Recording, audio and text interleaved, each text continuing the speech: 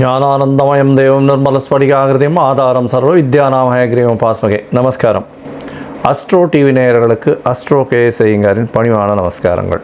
வார பலன் 1/4/2024 7/4/2024 வரலாம் உண்டான பலன்களை மேஷம் முதல் மீனம் வரை எப்படி இருக்குன்னு பார்ப்போம்.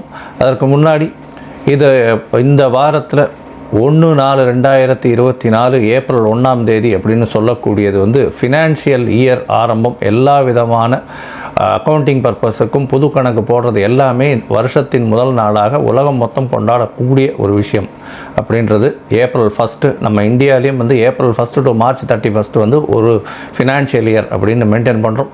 எல்லா விதமான எல்லா வியாபாரிகளுக்கும் எல்லா பொருள் மேனுஃபேக்சரர்ஸ் எல்லாருக்குமே என்னுடைய ஆசீர்வாதங்கள். நல்லபடியாக பண்ணுங்கள், இந்த வருஷம் உங்களுக்கு சக்ஸஸ்ஃபுல்லாக அமையட்டும் அப்படின்னு ஆண்டவனை பிரார்த்தித்து வாழ்த்து சொல்கிறேன். சரி, இந்த வாரம் என்னென்ன காலபுருஷ தத்துவத்தின் முதல் ராசியில் அதாவது கோல்சாரம் எப்படி இருக்குன்றதை பார்ப்போம். அதற்கு பிறகு இந்த வாரத்தினுடைய விசேஷ நாட்கள் என்னென்னு பார்ப்போம். அதற்கு பிறகு இந்த வாரத்தில் எந்தெந்த ராசிக்காரர்களுக்கு சந்திராஷ்டமம் அப்படின்னு பார்ப்போம். முதல்ல கோல்சாரம் அப்படின்னு பார்த்தோமே ஆனால் இந்த வாரத்தில் மேஷ ராசி காலபுருஷ தத்துவத்தின் முதல் ராசியான மேஷ ராசியில் குரு பகவான், 6ஆம் இடம்னு சொல்லக்கூடிய கன்னியில் கேது பகவான், 11ஆம் இடமான கும்பத்தில் சனியும் செவ்வாயும், 12ஆம் இடம்னு சொல்லக்கூடிய மீனத்தில் ராகு, சுக்கிரன், சூரியன் மற்றும் புதன் 4 கிரகங்கள் இருக்குது இந்த வாரம். இந்த வாரத்தில் பார்த்தேனால் 2ஆம் தேதி அன்றைக்கி 2/4/2024 அன்றைக்கி தேய்பிறை அஷ்டமி. தேய்பிறை அஷ்டமி என்ன விசேஷம் அப்படின்னா காலபைரவருக்கு விசேஷமான நாள். தேய்பிறையில் காலபைரவர் போய் விழுந்து கும்பிட்டுட்டு வந்தீங்கன்னா உங்களுக்கு உண்டான திருஷ்டிகள் போகும். சனி பகவானுக்கு உண்டான பிரீத்தின்னு சொல்லக்கூடியது. காலபைரவ அஷ்டகம்னு ஒன்று தனியாக இருக்குது, அதை சொல்லிட்டு வாங்க. நல்ல ஒரு ஏற்றம் மாற்றம் வரும். சனிக்கிழமை சனி பகவானுக்கு செய்கிறத விட தேய்பிறை அஷ்டமியில் காலபைரவருக்கு செய்வதன் மூலியமாக சனி பகவானுக்கு செய்யக்கூடிய பிரீத்தின்னு சொல்லக்கூடியது. அதனால் தேய்பிறை அஷ்டமியில் காலபைரவர் சன்னதி ஒரு சிவன் கோயிலையும் இருக்கும். அவசியமாக போய் அங்கே காலபைரவ அஷ்டகம் சொல்லிவிட்டு அங்கே விழுந்து சேவிச்சுட்டு வாங்க. உங்களுக்கு சனீஸ்வரனால் வரக்கூடிய தொல்லைகள், 7 சனி நடக்கிறவா, அஷ்டமத்து சனி நடக்கிறவா, அர்த்தாஷ்டம சனி நடக்கிறவா எல்லாருக்குமே நல்ல ஒரு ஏற்றம் கிடைக்கும். அதற்கு பிறகு இந்த வாரத்தில் ஏகாதசி, அது 5ஆம் தேதி அன்றைக்கி வருது.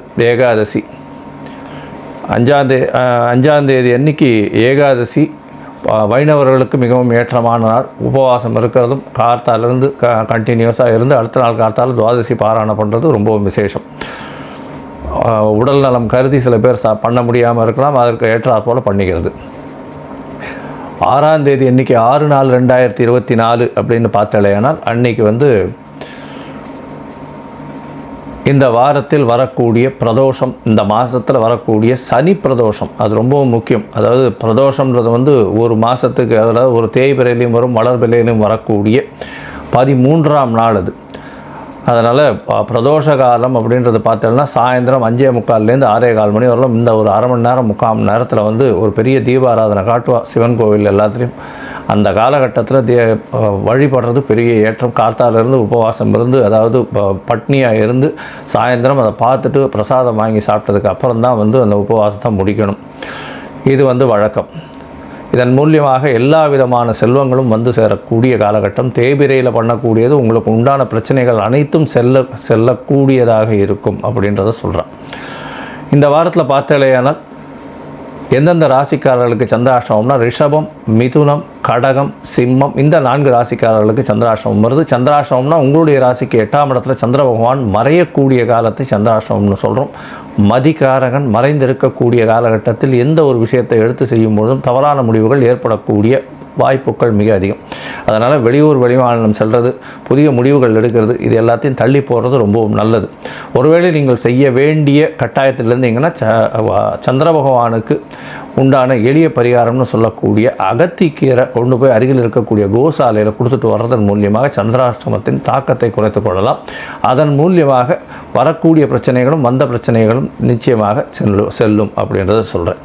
சரி, இந்த வாரத்தில் மேஷம் முதல் மீனம் வரை 1/4/2024 7/4/2024 வரை எப்படி இருக்குது அப்படின்றத பார்ப்போம். அதுக்கு முன்னாடி என்னுடைய மொபைல் நம்பர் கீழே ஸ்க்ராலிங்கில் போயிட்டுருக்கோம். உங்களுக்கு அஸ்ட்ராலஜிக்கல் கன்சல்ட் தேவைப்பட்டதுன்னா நீங்கள் எனக்கு ஃபோன் பண்ணுங்க. உங்களுடைய date, time, place of birth, உங்களுடைய நேம், பேரண்ட்ஸ் நேம் இது எல்லாத்தையும் கொடுத்து இல்லையானால் உங்களுடைய ஜாதகத்தை போட்டு அதில் லக்ன சந்தி, ராசி சந்தி, அதாவது ராசியில் வந்து பாத சந்தி இருக்கான்றதையும் பார்க்கணும். ராசியில் சந்தி இருந்ததேயானால் எல்லாமே மாறக்கூடிய வாய்ப்புகள் உண்டு. அதனால் நட்சத்திர சந்தி இருக்கான்றதையும் பார்த்துட்டு உங்களுக்கு உண்டான இன்றைய கோல்சாரத்தை பிரகாரம் எப்படி இருக்குன்றதையும் பார்த்துட்டு தசாபுக்தி அந்தரம் சூக்ஷ்மத்தை வச்சியும் பார்த்துட்டு உங்களுக்கு உண்டான எளிய பரிகாரம் என்ன, உங்களுடைய பிரச்சனைகளை எப்படி தீர்க்கலாம் அப்படின்றத எளிய பரிகாரங்கள் மூலியமாக சொல்கிறேன். என்னுடைய கட்டணம் என்னன்னு சொல்கிறேன். அந்த கட்டணத்தை போட்டுட்டு உங்களுக்கு உண்டான அப்பாயின்மெண்ட் தரேன். அதற்கப்புறம் பேசலாம். இப்போது மேஷம் முதல் மீனம் வரை 1/4/2024 7/4/2024 வரை உண்டான பலன்களை பார்ப்போம். மேஷம், அஸ்வினி, பரணி, கிருத்திகை இந்த 3 நட்சத்திரம் 9 பாதங்களை கொண்ட ராசி. ராசியின் அதிபதி அப்படின்னு சொல்லக்கூடிய செவ்வாய் பகவான் ராசிக்கு 11ஆம் இடத்துல இருக்கிறது விசேஷம். பொதுவாகவே எந்த ராசியினுடைய ராசிநாதனம் வந்து 11ஆம் இடத்துல இருந்தாரே ஆனால் அவர் வந்து எந்த எண்ணங்களும், அதாவது நீங்கள் நினைக்கக்கூடியது அனைத்தும் வெற்றிகரமாக வரக்கூடிய வாய்ப்புகள் மிகவும் அதிகம். இந்த வாரம் பார்த்தோம்னா 1/4/2024 7/4/2024 வரலும் உண்டான வாரத்தில் செவ்வாய் பகவான் 11ஆம் இடத்துல சனி பகவானோடு சேர்ந்து ஆட்சி பெற்ற சனி பகவானோட மூல திரிகோணத்தில் இருக்கக்கூடிய சனி பகவானோட ஆண் சனியோடு சேர்ந்து இருக்கக்கூடிய காலகட்டமாக இருக்குது. இந்த ரியல் எஸ்டேட் பண்ணுறவங்களுக்கு, அதை தவிர வந்து இந்த இரும்பு சம்பந்தமான வியாபாரம், நெருப்பு சம்பந்தமான விஷயங்களில் பண்ணவங்களுக்கு, சமையல் கலை வல்லுநர்களுக்கு, டாக்டர், மருத்துவ உபகரணங்கள், அதை தவிர ரத்த சம்பந்தம் இந்த மாதிரியான விஷயங்களில் இருக்கிறவாளுக்கெல்லாம் சர்ஜரி டூல்ஸு, சர்ஜிக்கல் டூல்ஸு இந்த மாதிரியான விஷயங்கள், அதை தவிர வந்து இந்த கத்தி, போர் இது வாழ் இந்த மாதிரியான விஷயம், துப்பாக்கி இந்த மாதிரி விஷயங்கள் சேல்ஸ் பண்ணுறவா இவாளுக்கெல்லாம் பெரிய ஏற்றம் கிடைக்கக்கூடிய வாரமாக இந்த வாரம் அமைய போகிறது.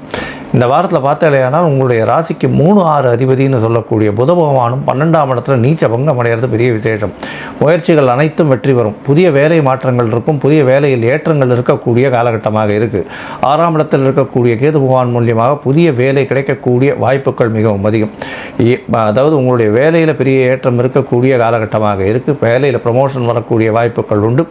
ப்ரமோஷன் கிடைச்சி உங்களுக்கு உண்டான இன்க்ரிமெண்ட் அதெல்லாம் வரக்கூடிய வாய்ப்புகள் இருக்குது. பண வருமானத்துக்கு தட்டுப்பாடு இல்லை. ராசியிலேயே குரு பகவான் இருக்கிறது 9ஆம் அதிபதி இருக்கிறதுனால எல்லாவித விஷயங்களிலும் வெற்றி பெறக்கூடிய வாய்ப்புகள் உண்டு. நீங்கள் நினைத்த காரியங்கள் நடைபெறும். உடல் நலத்தில் நல்ல ஏற்றம் இருக்கக்கூடிய காலகட்டம். ராசிக்கு சப்தமாதிபதி 12ஆம் இடத்துல உச்சம் பெற்று போயிருக்கிறது பெரிய விசேஷம். சுபத்துவம் அதிகமாக அடைகிறதுனால நல்ல ஒரு சுப செலவுகள் நடக்கக்கூடிய வாய்ப்புகள் நிச்சயமாக உண்டு. இந்த வாரத்தில் பார்த்தாலேயானால் உங்களுடைய எக்ஸ்போர்ட் இம்போர்ட் பிஸ்னஸ் இருந்ததுன்னா அதுக்கு வந்து பெரிய ஏற்றம் கிடைக்கக்கூடிய வாய்ப்புகள் உண்டு. கடல் வாணிபம் சம்பந்தமாக நல்ல ஒரு ஏற்றம் கிடைக்கும். இந்த வாரத்தில் அதிவேகமாக செல்லக்கூடிய கிரகமான சந்திர பகவான் உங்களுடைய ராசிக்கு 9ஆம் இடத்துல இந்த வாரத்தை ஆரம்பிக்கிறார். 3ஆம் தேதி அதிகாலை 12:45 வரணும் வந்து 9ஆம் இடத்துல இருக்கார். குருவினுடைய பார்வையில் இருக்கிறதுனால கஜகேசரி யோகம் அமையிறது. இது ஒரு பெரிய ஏற்றத்தை கொடுக்கக்கூடிய காலகட்டம். பாக்கியஸ்தானத்தில் போய் 4ஆம் அதிபதியான தாய் ஸ்தானாதிபதி போய் இருக்கிறதுனால தாயின் மூலியமாக நல்ல ஒரு பாக்கியம் கிடைக்கக்கூடிய காலகட்டம். இந்த வாரத்தில் பார்த்தாலேயானால் இந்த சந்திரனுக்கு உண்டான பொருட்கள்னு சொல்கிறேன். இந்த பால், தண்ணீர், இந்த மாதிரி இளநீர் இந்த மாதிரியான விஷயங்கள், அதாவது இந்த சர்பத்து, இந்த மாதிரியான கூல்ட்ரிங்க்ஸ் இந்த மாதிரி வியாபாரம் பண்ணுறவாளுக்கு பெரிய ஏற்றம் கிடைக்கக்கூடிய வாய்ப்புகள் நிச்சயமாக உண்டு. உங்களுடைய ராசிக்கு பார்த்தீங்கன்னா 10ஆம் இடத்துல சந்திர பகவான் போகிறார். அது வந்து 5ஆம் தேதி கார்த்தால ஒரு 3:30 மணி வரலும் இருக்கார். இந்த காலகட்டத்தில் பார்த்தாலேயானால் உங்களுடைய ராசிக்கு 10ஆம் இடம் வலுப்பெற்று போகிறது. ஏன்னா 10ஆம் இடத்தில் சந்திர பகவான் தனியாக இருக்கிறது பெரிய விசேஷத்தை கொடுக்கக்கூடிய காலகட்டமாக இருக்கும். தொழிலில் பெரிய அபிவிருத்தி இருக்கக்கூடிய காலகட்டம். தொழிலில் புதிய தொழில் எடுக்கக்கூடிய வாய்ப்புகள் நிச்சயமாக உண்டு. உங்களுடைய ராசிக்கு 11ஆம் இடத்துல சந்திர பகவான் போகிறார். 11ஆம் இடத்துல சந்திர பகவான் போகும்போது 3 கிரகங்கள் கூட்டாக இருக்கக்கூடிய காலகட்டம். சனி, செவ்வாய் மற்றும் சந்திர பகவான் இருக்கக்கூடிய காலகட்டம். 5ஆம் தேதியிலிருந்து 7ஆம் தேதி காலை ஒரு 6:30 மணி வரலும் இருக்கு. இந்த காலகட்டத்தில் புணர்ப்பு யோகம் ஏற்படுறது, சந்திர மங்கள யோகம் ஏற்படுறது. இந்த காலகட்டத்தில் பார்த்தாலேயானால் ரியல் எஸ்டேட் பண்ணுறவாளுக்கு திடீர் யோகங்கள் வரக்கூடிய வாய்ப்புகள் நிச்சயமாக உண்டு. அதை தவிர வந்து இந்த இது வாட்டர் கேன் போடுறவா, இந்த மாதிரியான இது அதாவது காங்க்ரீட் லிக்விடாக கொட்டுறவங்க, காங்க்ரீட் போடுறவங்க, இவங்களுக்கெல்லாம் பெரிய ஏற்றம் கிடைக்கக்கூடிய வாய்ப்புகள் உண்டு. இந்த வாரத்தில் பார்த்தாலேயானால் பொதுவாகவே இந்த மேஷராசிக்காரர்களுக்கு பெரிய ஏற்றம் கிடைக்கக்கூடிய காலகட்டம். 7ஆம் தேதி காலத்தால் ஒரு 6:30 மணி 7 மணிக்கு மேலே உங்களுடைய ராசிக்கு 12ஆம் இடத்துல சந்திர பகவான் போகிற சூரியனோடு சேர்ந்த சம்பந்தமாக இருக்கக்கூடிய காலகட்டம். 13ஆம் தேதி, அதாவது 13 நாள் ஆகிடும். திரையோதசி சதுர்தசி கிட்ட வந்துடும். இந்த காலகட்டத்தில் உங்களுக்கு ஒரு பெரிய ஏற்றம் கிடைக்கக்கூடிய காலகட்டமாக இந்த வாரம் அமைய போகிறது. 12ஆம் இடத்துல சந்திர பகவான் இருந்தாலும் 4ஆம் அதிபதி 12ஆம் இடத்துல சுபகிரகங்களோடு சேர்ந்து இருக்கிறதும் நீச்சபங்கம் அடைஞ்ச புதனோடு இருக்கிறதும் பெரிய விசேஷம். இதன் மூலியமாக பண வரவிற்கு தட்டுப்பாடு இருக்காது. சுப செலவுகள் நல்லபடியாக இருக்கும். படிக்கக்கூடிய மாணவ மாணவர்களுக்கு நல்ல ஒரு ஏற்றம் இருக்கும். போட்டித் தேர்வில் வெற்றி பெறக்கூடிய காலகட்டமாக இந்த வாரம் அமையிறது. மொத்தத்தில் மேஷராசிக்காரர்களுக்கு கோல்டன் பீரியட்னே சொல்லலாம். நீங்கள் அருகில் இருக்கக்கூடிய முருகப்பெருமானை போய் வணங்குறதும், சனிக்கிழமை அன்னைக்கு சனி பிரதோஷத்தை போய் சிவன் கோயிலில் சேவிச்சுட்டு வர்றதன் மூலியமாக உங்களுக்கு எல்லா விதமான பிரச்சனைகளிலிருந்தும் மாற்றங்கள் ஏற்றங்கள் இருக்கக்கூடிய வாய்ப்புகள் உண்டு.